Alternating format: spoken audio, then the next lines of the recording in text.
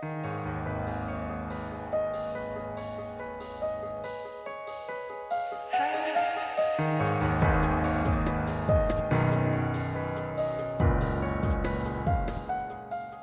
nombre es Mauricio Lechuga y te doy la bienvenida al episodio número 7 de la segunda temporada de Postmortem, un podcast de terror.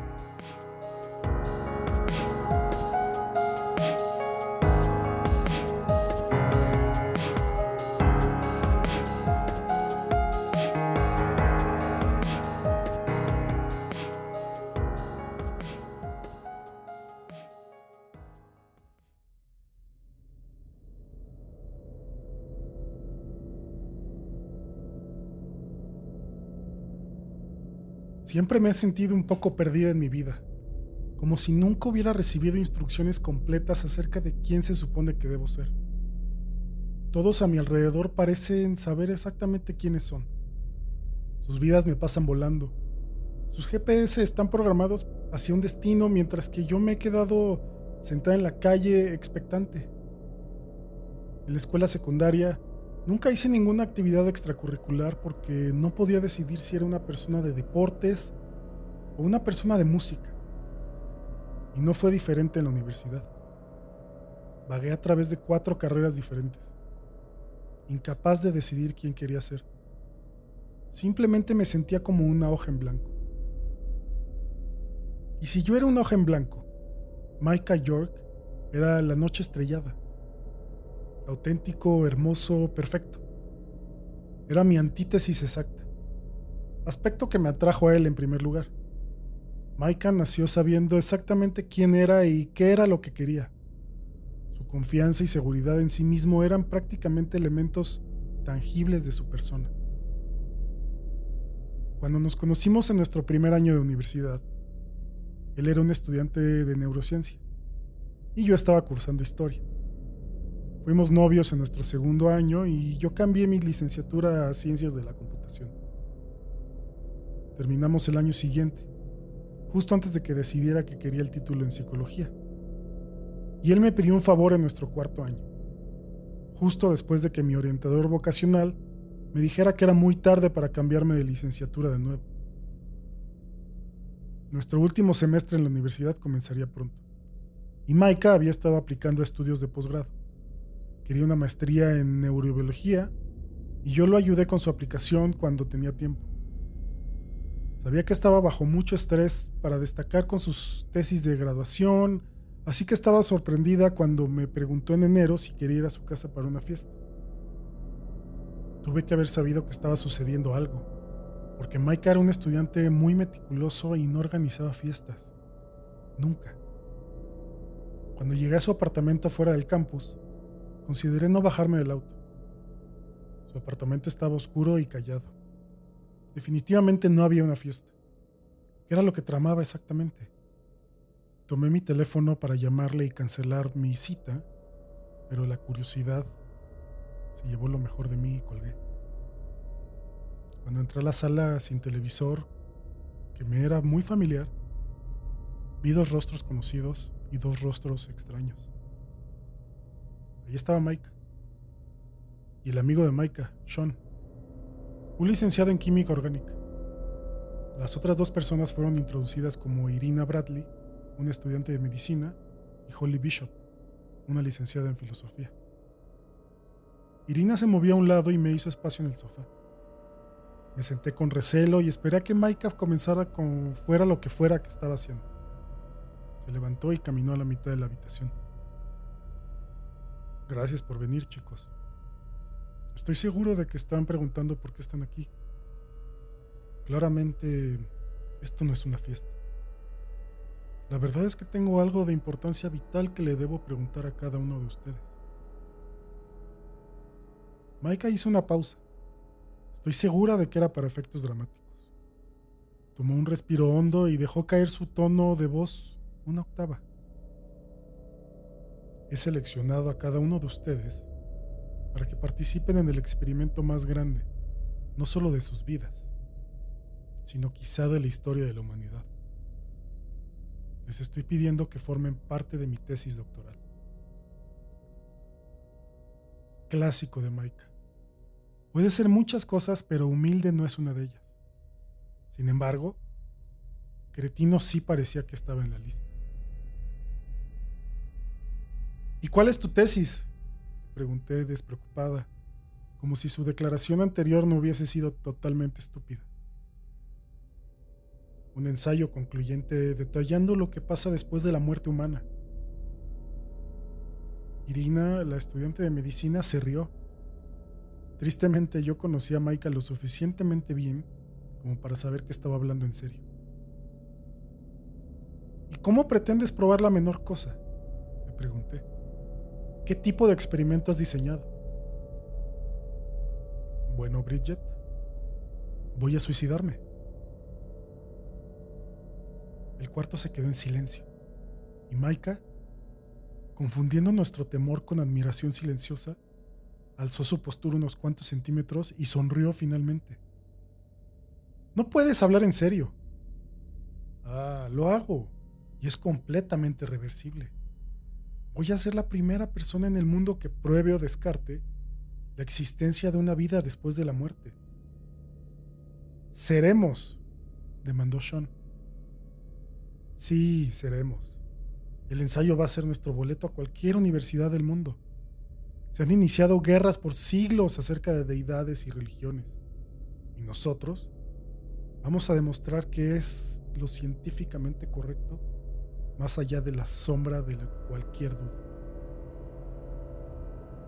Eres un idiota. Suspiré y me levanté del sofá para irme. Irina me siguió, pero Maika llegó a la puerta antes que nosotras. Bridget, espera. Al menos escucha antes de que te retires, por favor. Entrecerré mis ojos y negué con la cabeza. No quiero ser parte de asesinar a personas, ni siquiera a ti. Me gustaría escuchar cómo funciona, intervino Holly, la licenciada en filosofía. De hecho, es algo que yo he desarrollado, dijo Sean. Un cóctel biológico y no biológico de químicos. Ha sido probado y es bastante seguro. ¿Probado?, preguntó Irina con terror. ¿En quién? En fauna silvestre, contestó Sean. Así que nunca en una persona, le dije. No aún, pero es seguro. Así que, ¿cómo funciona entonces?, volvió a preguntar Irina. Dio un paso hacia el sofá y supe en ese momento que habían capturado su atención. Maika le gesticuló algo a Sean. He desarrollado un veneno y un biológico. Los llamo los sueros Romeo y Julieta. Julieta es un veneno que mata el cuerpo. Romeo es un biológico o antídoto, por la ausencia de una mejor palabra, que lo revive. La muerte clínica solo tomará lugar por 30 segundos, intervino Maika. Sin daño cerebral y sin daño de cualquier órgano. Sí, es verdaderamente seguro. El cuerpo solo estará muerto por poco tiempo, confirmó Sean. Es decir, flatliners, le dije observando fijamente a Maika. ¿Qué?, preguntó Sean. Flatliners es una película. Los personajes se suicidan y se traen de vuelta a sí mismos. Si recuerdo bien, no resultó muy bien para ellos en la película.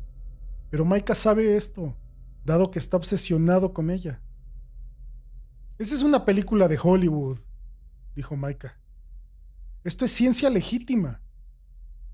No, tú eres Kiefer Sutherland, le dije. Él es Kevin Bacon, señalé a Sean, y yo soy Julia maldita Roberts. No, dijo Maika acaloradamente. De hecho, ella es Julia maldita Roberts, señalando a Holly. ¿Así que yo soy Oliver Platt?, preguntó Irina. Nadie es Oliver Platt, gritó Maika. Pues si podemos elegir, yo prefiero ser Oliver Platt a ser Kevin Bacon, interrumpió Sean. Sean, tú eres el maldito Kevin Bacon, cállate, le escupió Maika. Y tú eres Kiefer Sutherland, le grité. Maldita sea, esto no es Flatliners. Así que yo no me quedaré inconsciente, le dije. No. Maika se veía ya exasperado. ¿Entonces por qué estoy aquí?, le pregunté. Maika se pasó una mano por su cabello castaño oscuro. Dios, he estado tratando de llegar a esto. ¿Yo me quedaré inconsciente?, preguntó Irina. No, solo yo, Sean y Holly. ¿Y crees que ella va a estar de acuerdo con eso? De hecho, contestó Holly, ya he accedido. ¿Cómo por qué? La miré boquiabierta. Porque quiero saber. Necesito saber por qué estoy aquí. ¿Por qué cualquiera de nosotros está aquí?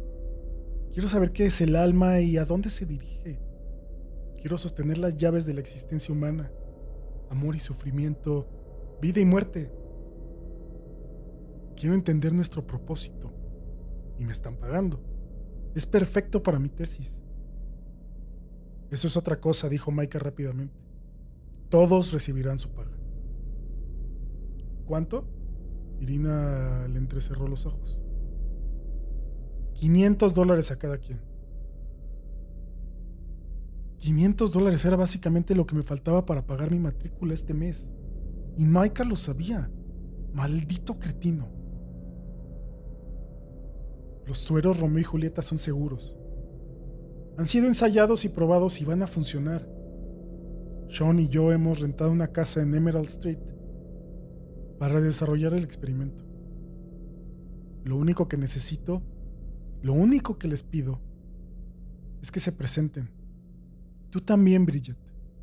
Solo preséntate el próximo sábado. ¿Y qué hay de mí?, preguntó Irina. Irina, necesito que tú administres los sueros y monitorees nuestros signos vitales. Miren, chicos, todo este asunto tomará menos de 1 minuto y pueden irse con $500 y créditos en mi tesis. ¿Y qué hará que tu evidencia, la cual será básicamente tu testimonio, sea concluyente?, le pregunté. Los sueros que Sean desarrolló estarán disponibles para cualquiera y pueden repetir el experimento cuando gusten. Pero no creo que eso... Por favor, Bridget, solo preséntate el sábado. No había una sola faceta de este pequeño experimento científico que no me hiciera sentir profundamente incómoda. Pero la manera en la que Maika me observaba, la tensión de la habitación, esos $500... No estoy preguntando, Bridget. Te lo estoy rogando. Maika agarró mis manos y las apretó. Lo pensaré, Maika. No me sorprendió que me encontrara en la casa de Emerald Street el próximo sábado. Me lo había debatido toda la semana, pero al final, a pesar de los demás factores, tenía mucha curiosidad. Maika era brillante, del 1% de su clase. Había publicado muchas investigaciones. ¿Qué tal si tenía razón? ¿Qué tal si veía algo? Las personas tienen experiencias cercanas a la muerte todos los días y regresan con historias. Maika iba a profundizar en la muerte más de lo que cualquier otra persona que había regresado. Y lo estaba haciendo en un ambiente controlado, utilizando un experimento que podía ser duplicado fácilmente. O quién sabe. Maika me saludó en la puerta con una sonrisa que decía que sabía que iba a venir. Y caminó conmigo hacia la amplia sala de estar que estaba desocupada. Lucían paredes marrones, pisos de madera y mucho equipo de hospital, junto a 3 camas individuales de aspecto bastante barato. Sean y Holly ya estaban acostados en 2 de las camas con sonrisas nerviosas e intravenosas en sus brazos. Irina se movía afanosamente revisando el equipo y viéndose increíblemente estresada. Maika me entregó una cámara pesada y notoriamente costosa. Las cámaras al pie de nuestras camas ya están grabando. Son nuestras cámaras estáticas. Necesito que camines alrededor y que también grabes con esta. Irina va a administrar nuestras inyecciones para que nos pueda manejar a los 3. Tú simplemente eres un testigo, nada más, Bridget. Está bien. Micah, ¿estás seguro de que quieres hacer esto? Le pregunté. Bridget, hemos estado probando esto y siempre y cuando Romeo sea inyectado antes de que se cumpla un minuto, lo cual sucederá, no habrá ningún riesgo. Hay riesgo en definitiva, Micah. Y las experiencias cercanas a la muerte, esto no es una experiencia cercana a la muerte. Es una experiencia de muerte, Bridget. Mira, sé que estás preocupada y es por eso que te quería aquí, para que te asegures de que nada salga mal. E incluso si algo sucede, tengo montones de anotaciones y narrativas demostrando que este fue mi experimento. Sí, Micah, pero no podía pensar en nada más que decir. Para cualquier oposición que tuviera, Micah tendría una respuesta. Esa era su forma de ser. Ahora, no había manera de detenerlo. Podía estar aquí para verlo o estar en otro lado y escuchar sobre ello. Así que decidí quedarme. Micah caminó hasta quedar parado enfrente de mi cámara. Son las 12 de la tarde con 51 minutos del 14 de enero. Mi nombre es Micah York y este es mi primer intento de un experimento de la vida después de la muerte. Micah caminó hacia su cama y se sentó, permitiéndole a Irina que se atara expertamente una aguja a su vena. Se reclinó sobre la almohada y se giró hacia Sean y Holly. Recuerden, chicos, tan pronto como recuperen su conciencia, háblenle directamente a las cámaras acerca de lo que vieron. Sí, entendido, contestó Sean. Muy bien, dijo Micah emocionado. 30 segundos, eso es todo, Irina. Tan pronto como la última Julieta evacúe el tubo, activa el cronómetro. Micah apuntó a los relojes digitales que estaban programados con medio minuto en la cabecera de cada cama. Irina le asintió. Bridget, tú graba. Targué sonoramente y asentí también. Nos vemos en el otro lado. Micah sonrió y le dio los pulgares arriba a Sean y Holly, quienes le devolvieron el gesto y se recostaron en sus camas. Apreté el botón de grabar. Irina agarró los 3 tubos rojos de un líquido claro y espeso. Manteniendo su pulso, inyectó lentamente el primer tubo en la intravenosa de Micah y luego pulsó el cronómetro arriba de él. En el momento exacto en el que lo hizo, la línea del monitor cardíaco de Micah expiró. Me sobresalté por el chillido agudo y traté de estabilizar la cámara. Irina se movió apresuradamente hacia Sean e hizo lo mismo con él y luego con Holly. Ahora las 3 máquinas marcaban ruidosamente un pulso inerte. Irina colocó sus manos encima de sus orejas por un segundo y luego señaló a un monitor diferente. ¡Captura esto, Bridget! ¡Captura esto! Era el encefalograma de Micah y había 0 ondas cerebrales activas. ¡Captura el de Holly y el de Sean también! Súbitamente podía saborear un metal agrio en mi boca y sabía que había comenzado a entrar en pánico. Esto había sido una mala idea, una muy mala idea. Para cuando miré de nuevo el cronómetro de Micah, quedaban 8 segundos en él. Irina ya había cargado el tubo verde, el biológico Romeo, el intravenosa de Micah y estaba esperando a presionarlo. El coro de las 3 máquinas cardíacas reproduciendo sus alarmas era ensordecedor. Me estaban gritando: ¡haz algo! ¡Haz algo! ¿Por qué te estás quedando ahí parada? ¡Sálvalos!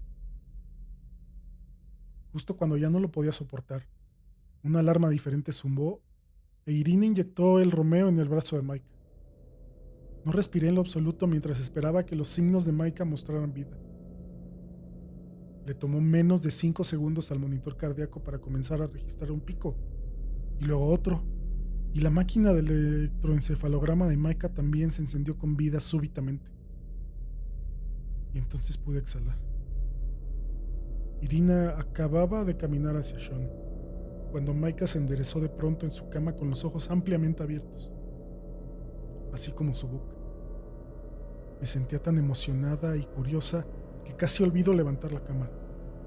No podía esperar para escuchar lo que tenía que decir. Pero Micah no dijo nada. Solo gritó.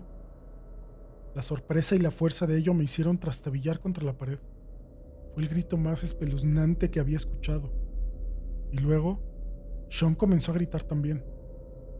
Micah no le prestó atención y se lanzó de la cama golpeando su cabeza contra la madera una y otra vez. Sean también había saltado de la cama y corrió hacia la pared para detenerse a solo 5 centímetros de ella, gritándole como si no supiera que la pared estaba ahí. Mi impresión dio paso rápidamente al pánico. La cabeza de Micah ya se había ensangrentado y el sonido que hacía contra el roble era enfermizo. ¡Irina! ¡Ayúdame! Irina, quien no se había movido desde que Sean la había apartado de su camino, me observó con ojos dilatados. Tenemos que sacarlo del piso, se está hiriendo a sí mismo, Irina. Ella abrió su palma y observó el último tubo de Romeo biológico como si nunca lo hubiera visto antes. No se lo has dado aún, dáselo a Holly, ya, Irina. Mi voz era aguda y salvaje. Estaba sosteniendo a Micah en mis brazos mientras él continuaba golpeando su cabeza contra el aire, como si el piso aún estuviera ahí. Y los gritos... los gritos. Tanto Micah como Sean estaban partiéndome los oídos por la mitad. El horror del rostro de Micah mientras arrojaba su cabeza indoloramente en contra del aire, con su boca abierta en la forma de una O, y el terror agudo y agonizante que provenía de Sean, era suficiente como para marcar el miedo en mis ojos. ¿Qué rayos había pasado? ¿Qué vieron? La cámara, olvidada desde hace mucho, yacía descartada a un lado de la cama de Micah, en donde sus piernas agitadas la habían pateado. Irina le estaba haciendo compresiones torácicas a Holly. Las lágrimas se derramaban desde sus ojos. Pero yo sabía que era demasiado tarde. Habíamos perdido a Holly. Irina, llama al 911. No dejaba de trabajar en Holly. Solo continuaba como si no me hubiera escuchado. Y quizás no lo hizo. Los gritos... Dejé a Micah como por un momento para agarrar mi teléfono y ya se había levantado y estaba corriendo. Golpeó la puerta frontal y azotó su frente contra el vidrio. ¡Micah! ¡Detente! Si Sean nos notaba a su alrededor, no lo demostraba. Solo continuaba ese grito horrible y penetrador. Los servicios de emergencia no me podían oír el teléfono, pero habían mandado a alguien a la casa en 5 minutos. 5 minutos muy, muy largos. Irina se rindió con Holly en algún punto y solo deambulaba por la habitación, murmurando: no lo entiendo. Lo hice bien. No lo entiendo. Se llevaron a Sean, Holly y Micah en una ambulancia y nos llevaron a Irina y a mí a la estación de policía. Observaron los videos y después de todo esto nunca me gradué, pero al menos no fui a la cárcel como Irina. Me aislé después de su juicio y me rehusé a hablar con los demás. Pasé meses albergada en mi apartamento, haciéndome la misma pregunta una y otra vez. ¿Qué es lo que vieron? Y no es como si pudiera preguntarles. Sean había gritado hasta que había perdido el uso de su voz permanentemente.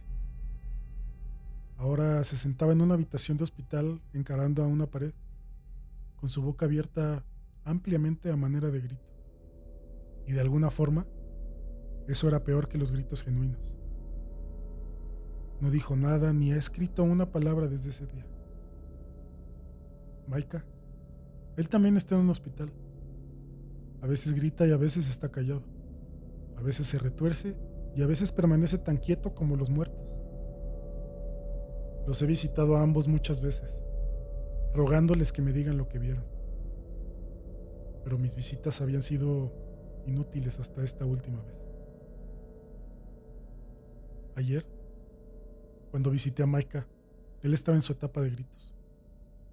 Me senté a su lado y lo dejé gritar, esperando en caso de que cambiara una de sus etapas catatónicas para que me pudiera dejar hablar.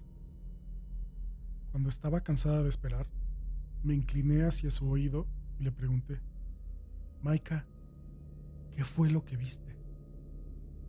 Sus gritos se transformaron lentamente en una carcajada descontrolada que nunca había escuchado antes. Su doctor, quien había estado en el pasillo próximo, vino corriendo a la habitación. ¿Qué fue lo que hiciste?, me preguntó alarmado. Solo le hice una pregunta, le respondí en silencio. ¿Cuál fue la pregunta? Le pregunté qué fue lo que vio. Ambos notamos el silencio repentino al mismo tiempo. Lentamente nos giramos hacia Maika, notando que nos estaba observando sin expresión alguna en su rostro. Todo ello los está esperando. Todo ello los está esperando. Luego su boca cayó en una forma de O amplia y la risa comenzó de nuevo entre pausas, seguida por gritos estridentes. Ese día, abandoné el hospital deseando que nunca hubiera ido en lo absoluto, deseando que nunca hubiera conocido a Maika. Conduje a mi casa con lágrimas surcando mis mejillas. ¿Qué fue lo que vieron? ¿Qué está del otro lado? ¿De verdad quiero saber? Pero en realidad ya no importa. Lo descubriré algún día. Y tú también.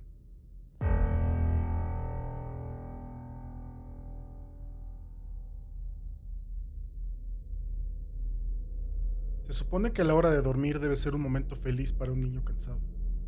Para mí, era aterrador. Mientras que algunos niños pueden quejarse por ser enviados a la cama antes de que hayan terminado de ver una película o de haber jugado su videojuego favorito, cuando yo era un niño, la noche era algo a lo que le temía.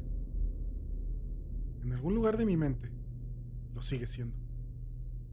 Como alguien que ha sido instruido en las ciencias, no puedo demostrar que lo que me pasó fue objetivamente real, pero puedo jurar que lo que experimenté fue terror genuino. Un miedo que en mi vida nunca ha sido igualado. Les relataré todo lo mejor que pueda. Tómenlo como mejor les convenga. Yo estaré feliz con solo sacarlo de mi pecho. No puedo recordar cuándo inició exactamente, pero mi aprensión hacia conciliar el sueño parecía corresponder con haber sido trasladado a una habitación propia. Tenía 8 años de edad y hasta ese momento había compartido una habitación con mi hermano mayor.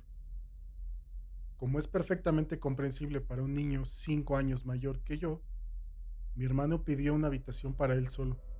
Y como resultado, se me entregó la habitación en la parte trasera de la casa. Era una habitación pequeña, estrecha y, sin embargo, extrañamente alargada.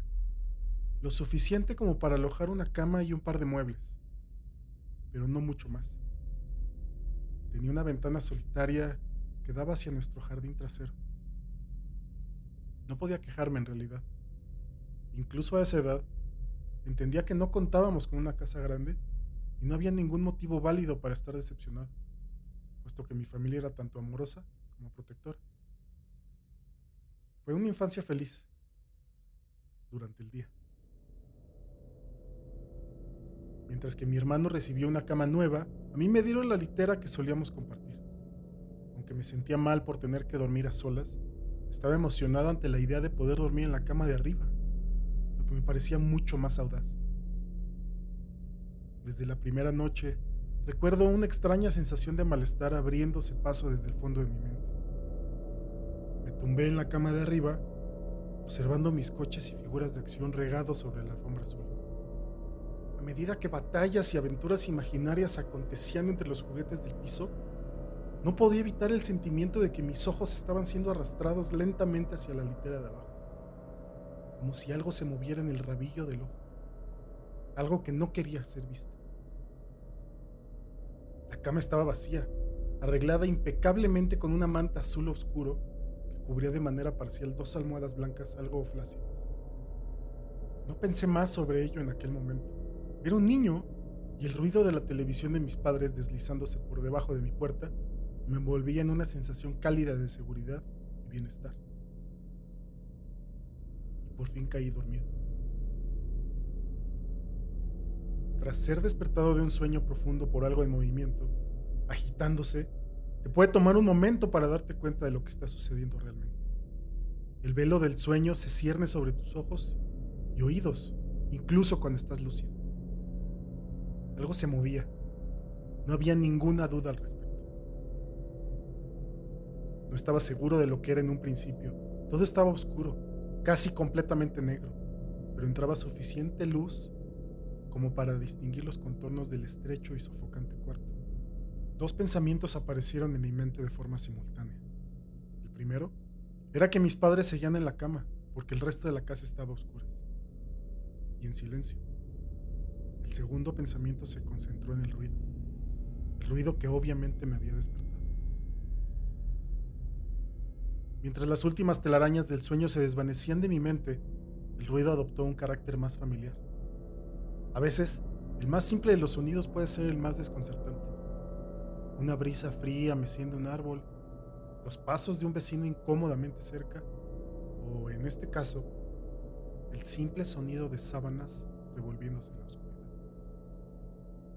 Eso era, sábanas revolviéndose en la oscuridad, como si un durmiente perturbado estuviera tratando de ponerse cómodo en la cama de abajo. Me quedé inmóvil, reteniendo el pensamiento de que el ruido era mi imaginación, o tal vez solo era mi gato buscando en dónde pasar la noche. Fue entonces cuando noté la puerta, cerrada como lo había estado antes de que me quedase dormido. Quizá mi madre había venido a verme y el gato se escabulló en mi habitación. Sí, eso debió haber sido. Me giré hacia la pared, cerrando los ojos con la vana esperanza de que pudiera volver a dormirme. Mientras conciliaba el sueño, el movimiento debajo de mí cesó. Pensé que había espantado a mi gato, pero me di cuenta pronto de que el visitante en la cama de abajo era mucho menos mundano que mi mascota tratando de dormir, y mucho más siniestro. Como si hubiera sido molestado, descontento por mi presencia, el durmiente perturbado comenzó a revolverse y a girar violentamente, como un niño haciendo un berrinche en su cama. Podía oír las sábanas torcerse y voltearse con una ferocidad cada vez mayor. Entonces, el miedo se apoderó de mí, no en la misma manera sutil en que lo había experimentado hace un momento, sino que ahora era potente y sobrecogedor. Mi corazón se aceleró en tanto mis ojos se dilataron, escudriñando la oscuridad casi impenetrable. Dejé escapar un grito. Como la mayoría de los niños hacen, llamé instintivamente a mi madre. Podía escuchar pisadas desde el otro lado de la casa, y en cuanto di un suspiro de alivio porque mis padres venían a salvarme, la litera de repente empezó a temblar agresivamente, como si estuviera siendo sacudida por un terremoto, chocando contra la pared una y otra vez. No me atreví a saltar de la cama por temor a que la cosa de abajo se me acercara y me atrapara, llevándome hacia la oscuridad. Así que me quedé ahí, con los nudillos blancos, atrayendo las sábanas como un manto de protección. La espera me pareció una eternidad. Finalmente, la puerta se abrió de golpe, dejándome inmóvil bajo la luz, mientras que la litera de abajo, el lugar de descanso de mi visitante no deseado, permanecía vacía y silenciosa. Yo lloraba y mi madre me consolaba. Lágrimas de miedo y luego de alivio corrían por mi rostro. Sin embargo, a pesar de todo el horror, no le dije por qué estaba tan asustado. No puedo explicarlo, pero era como si lo que estuvo en esa cama iba a volver si tan siquiera hablaba de ello, o si pronunciaba una sola sílaba de su existencia. Mi madre se acostó en la cama vacía, prometiéndome que estaría ahí hasta la mañana. Con el tiempo, mi ansiedad se calmó. El cansancio me obligó a dormir de nuevo, pero permanecí inquieto, despertándome continuamente ante el sonido de sábanas revolviéndose. Recuerdo que quería ir a cualquier parte del día siguiente, estar en cualquier parte excepto en aquella habitación estrecha y sofocante. Era sábado y pasé jugando afuera muy contento con mis amigos. Aunque nuestra casa no era grande, tuvimos la suerte de tener un jardín extenso en la parte de posterior. Jugábamos allí a menudo, pues gran parte se había dejado crecer y podíamos ocultarnos en los arbustos. Escalar el enorme árbol de sicamoro que sobresalía por encima de todo, e imaginar con facilidad que estábamos en una aventura fantástica, en alguna tierra exótica, salvaje. Pese a que todo era muy divertido, a veces dirigía mi mirada a aquella ventana pequeña, ordinaria, delgada, inocua. En la intemperie, el exuberante entorno verde de nuestro jardín, acompañado de las caras sonrientes de mis amigos, no pudo extinguir la sensación que recorría mi espina dorsal. La sensación de que había algo en esa habitación observándome jugar, esperando a que estuviera solo por la noche, entusiasmadamente lleno de odio. Podrá sonarles extraño, pero cuando mis padres me llevaron a mi cuarto por la noche, no dije nada. No protesté, ni siquiera inventé una excusa de por qué no podía dormir ahí. Simplemente entré a la habitación disgustado, subí los pocos escalones hacia la cama de arriba y luego esperé. Al igual que ahora, a esa edad también me sentía muy tonto por querer hablar de algo de lo que en realidad no tenía evidencia. Sin embargo, estaría mintiendo si digo que esa fue la razón principal. Todavía sentía que esa cosa se enfurecería si traicionaba mi silencio. Es curioso cómo ciertas palabras pueden permanecer ocultas en tu mente, sin importar cuán flagrantes o evidentes sean. Una palabra me llegó esa segunda noche, cuando estaba acostado en la oscuridad, solo, asustado, consciente del cambio en el ambiente. Un engrosamiento del aire, como si algo más lo hubiera desplazado. Al escuchar los primeros movimientos ocasionales de la ropa de la cama de abajo, sentí el primer incremento ansioso en mi ritmo cardíaco. Esa palabra, una palabra que había enviado al exilio, se filtró a través de mi conciencia, liberándose de toda represión y tallándose a sí mismo en mi mente. Fantasma. En lo que ese pensamiento vino a mí, me di cuenta de que mi visitante no deseado había dejado de moverse. Las sábanas de la cama yacían tranquilas y quietas, pero habían sido reemplazadas por algo mucho más aterrador. Una respiración lenta, rítmica y áspera que se escapaba de la cosa de abajo. Me podía imaginar su pecho subiendo y bajando con cada respiración sórdida, sibilante y confusa. Me estremecí y deseé, más allá de toda esperanza, que se fuera sin incidentes. Entonces algo inconfundiblemente escalofriante sucedió. Se movió. Se movió de una manera diferente. Siempre que se agitaba en la cama parecía inmotivado, descontrolado, casi animal. Sin embargo, este movimiento fue impulsado por la conciencia, con propósito, con un objetivo en mente. Pues esa cosa que yacía en la oscuridad, esa cosa que parecía estar decidida a aterrorizar a un niño, se sentó tranquila e indiferentemente. Su respiración dificultosa se había vuelto más ruidosa ahora que solo un colchón y unas cuantas tablillas de madera separaban mi cuerpo del suyo. Me quedé inmóvil. Mis ojos se llenaron de lágrimas. Un miedo que las meras palabras no pueden expresar corría por mis venas. Me imaginé cómo luciría esa cosa sentada ahí, escuchando desde debajo de mi colchón, esperando obtener la más mínima señal de que estaba despierto. Entonces la imaginación se convirtió en una realidad desconcertante. Pude sentir que empezó a tocar las tablillas de madera sobre las que mi colchón se sostenía. Parecía que las tocaba con cuidado, arrastrando lo que me imaginaba eran dedos y manos a lo largo de la superficie de la madera. Luego, con mucha fuerza, hizo presión entre dos tablillas en el colchón. Incluso a través del relleno se sintió como si alguien hubiera metido invasivamente sus dedos en mi costado. Dejé escapar un alarido y la cosa sibilante y temblorosa en la cama de abajo respondió al hacer vibrar la litera, como lo había hecho la noche anterior.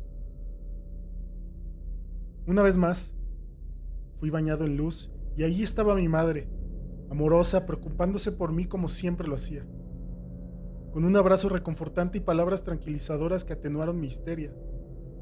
Por supuesto, ella me preguntó lo que me pasaba, pero no pude decirle. No me atreví a decirle. Simplemente dije una palabra una y otra vez. Pesadilla. Este patrón de acontecimientos continuó durante semanas, si no meses. Noche tras noche me despertaba ante el sonido de sábanas revolviéndose. Gritaba cada vez, como para no darle a esa abominación el tiempo para que me tocara y me sintiera. La cama se sacudía con cada grito, deteniéndose tras la llegada de mi madre, quien pasaba el resto de la noche en la cama de abajo, aparentemente ignorante de la fuerza siniestra que torturaba a su hijo. En varias ocasiones me las arreglé para fingir que estaba enfermo, y pensé en otras razones no del todo ciertas para dormir en la cama de mis padres. Pero la mayoría de las veces estaba solo en ese lugar por las primeras horas de la noche. Con el tiempo puedes desensibilizarte de cualquier cosa, sin importar cuán terrible sea. Me había llegado a dar cuenta de que, por la razón que fuera, esa cosa no podía hacerme daño cuando mi madre estaba presente. Estoy seguro de que lo mismo se aplicaría con mi padre, pero por más amoroso que él fuera, despertarlo de su sueño era casi imposible. Después de unos meses, me había acostumbrado a mi visitante nocturno. No confundan esto con una amistad sobrenatural. Yo detestaba a la cosa. Aún le temía de sobremanera, ya que casi podía sentir sus deseos y su personalidad. Si se le puede llamar así, una personalidad llena de odio perverso y retorcido que me anhelaba, tal vez por sobre todas las cosas. Mis mayores temores se hicieron más patentes durante el invierno. Los días eran cortos y las noches más largas, así que proveían a ese desgraciado de más oportunidades. Fue un tiempo difícil para mi familia. Mi abuela, una maravillosa mujer amable y gentil, se había deteriorado en gran medida desde la muerte de mi abuelo. Mi madre estaba haciendo todo lo posible para mantenerla en su vecindario, pero la demencia es una enfermedad degenerativa y cruel, despojando a la persona de sus recuerdos un día a la vez. Dentro de poco, ella dejó de reconocernos y quedó claro que tendría que ser trasladada a un hogar de ancianos. Pero antes de que pudiéramos moverla, mi abuela tuvo unas noches particularmente difíciles y mi madre decidió que se quedaría con ella. Aunque yo amaba a mi abuela, no sentía más que angustia por su enfermedad. Hasta el día de hoy me siento culpable de que mis primeros pensamientos no fueran sobre ella, sino de lo que mi visitante nocturno me podría hacer en caso de que se percatara de la ausencia de mi madre. Me apresuré a casa después de la escuela ese día. De inmediato, quité las sábanas y el colchón de la cama de abajo, colocando un escritorio viejo, una cajonera y algunas sillas sobre las tablillas de madera. Le dije a mi padre que estaba haciendo una oficina, lo que él encontró adorable, pero ni en broma le daría a esa cosa un lugar para dormir otra noche más. Cuando la oscuridad se acercó, no sabía qué hacer. Mi único impulso fue el de recoger un crucifijo pequeño del joyero de mi madre que había visto antes. Aunque mi familia no era muy religiosa, a esa edad yo todavía creía en Dios y tenía la esperanza de que, de alguna forma, el crucifijo me protegería. A pesar de mi miedo y ansiedad, mientras apretaba el crucifijo debajo de mi almohada, el sueño llegó eventualmente. Me desperté de forma gradual. La habitación estaba a oscuras una vez más. Mientras mis ojos se acostumbraban, empecé a distinguir poco a poco la ventana, las puertas, las paredes, algunos juguetes en un estante. Incluso hasta el día de hoy me estremezco al pensar en ello, pues no había ningún ruido, ninguna agitación de las sábanas, ningún movimiento en absoluto. La habitación se sentía sin vida, mas no vacía. Mi visitante nocturno, esa cosa desagradable y sibilante atestada de odio que me había aterrorizado noche tras noche, no estaba en la cama de abajo. ¡Estaba en mi cama! Abrí la boca para gritar, pero no emití ninguna palabra. El terror absoluto había suprimido el sonido de mi voz. Me quedé inmóvil. Si no podía gritar, no quería hacerle saber que estaba despierto. Hasta ese momento no lo había visto, solo podía sentirlo. Se ocultaba bajo mi sábana. Podía notar su contorno, podía sentir su presencia, pero no me atreví a mirar. Su peso recaía sobre mí, una sensación que nunca olvidaré. Cuando digo que las horas pasaron, no exagero. Acostado ahí, inmóvil, en la oscuridad, horrorizado. El miedo a veces puede desgastarte, hacerte un manojo de nervios, dejando atrás solo el más mínimo rastro de ti. Tenía que salir de esa cama. Y entonces lo recordé, el crucifijo. Mi mano todavía estaba debajo de la almohada, pero no tenía nada. Lentamente tanteé alrededor para encontrarlo, minimizando lo mejor que pude el sonido y las vibraciones que causaba, pero no lo pude encontrar. O lo había tirado de la cama, o ni siquiera podía concebirlo. Lo habían tomado de mi mano. Sin el crucifijo, perdí toda noción de esperanza. Incluso a una edad tan joven, puedes estar bastante consciente de lo que es la muerte y estar asustado de ella intensamente. Sabía que iba a morir en esa cama si me quedaba ahí, pasivo, expectante, sin hacer nada. Tenía que salir del cuarto, pero ¿cómo? ¿Debía saltar de la cama y esperar que llegara a la puerta a salvo? ¿Qué tal si era más rápido que yo? ¿O debería arrastrarme lentamente fuera de la cama, esperando no despertar a mi compañero de litera? Al darme cuenta de que no hizo nada cuando traté de encontrar el crucifijo, empecé a tener las ideas más extrañas. ¿Y si estaba dormido? Ni siquiera había respirado desde que me desperté. Tal vez estaba descansando, creyendo que finalmente me poseía, que finalmente estaba en sus garras, o quizá estaba jugando conmigo. Después de todo, eso era lo que me había hecho por incontables noches, y ahora estaba encima de mí, apretándome contra mi colchón sin una madre que pudiera protegerme. Tal vez solo lo estaba posponiendo, saboreando su victoria hasta el último momento posible, como un animal salvaje saboreando a su presa.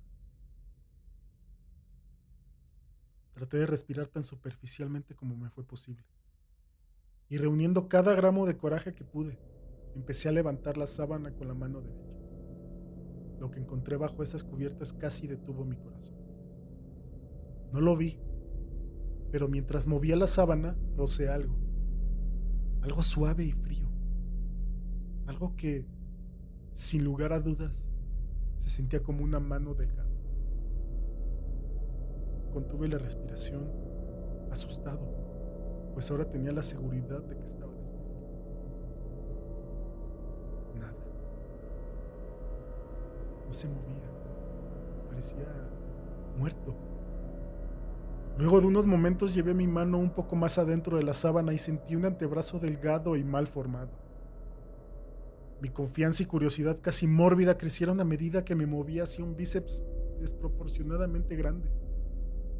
El brazo estaba estirado, acostado sobre mi pecho con la mano apoyada en mi hombro izquierdo, como si me hubiera agarrado mientras dormía.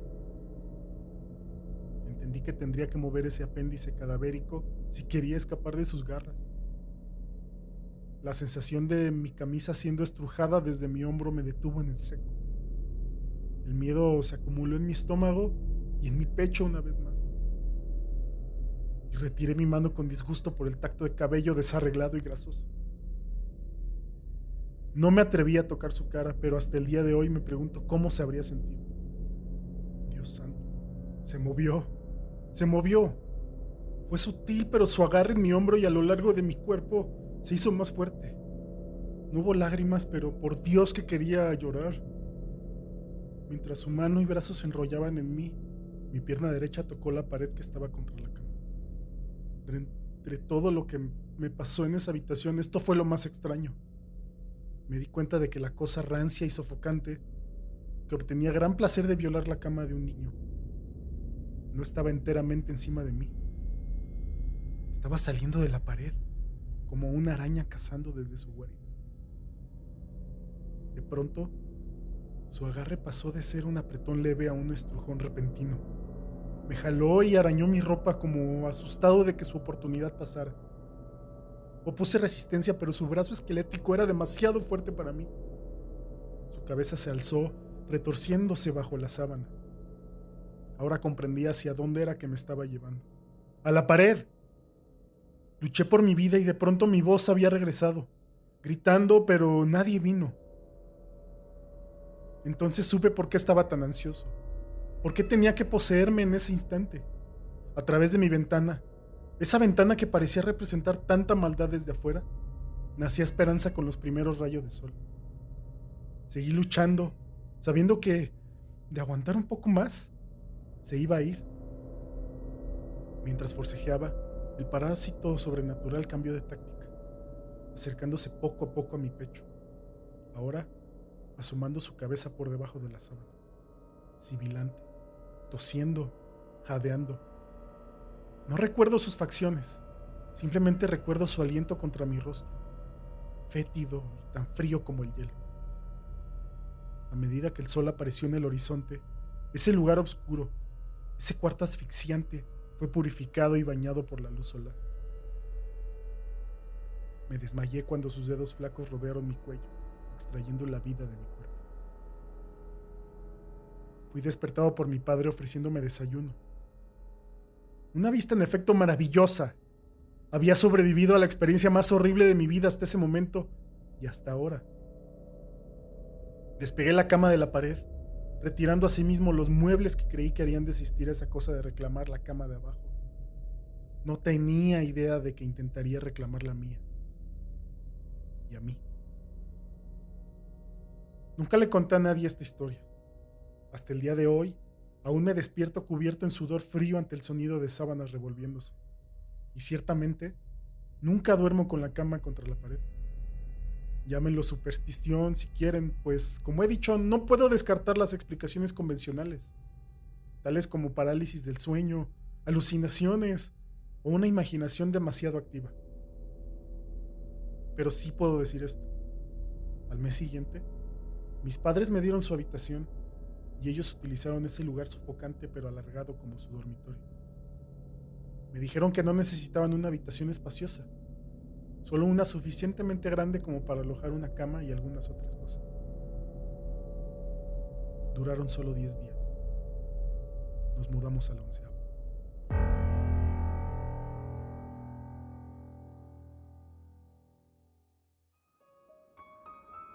Volvimos a los episodios largos, ahora con 2 historias que espero te hayan gustado. Sí, por favor compárteselas a tus amigos, familiares, compañeros de la oficina, que se suscriban al podcast y a las redes, que nos pueden encontrar como Morten Podcast. Se vienen cosas buenas en Patreon, patreon.com/Morten Podcast. Voy a estar subiendo episodios bonus exclusivos para los Patreons.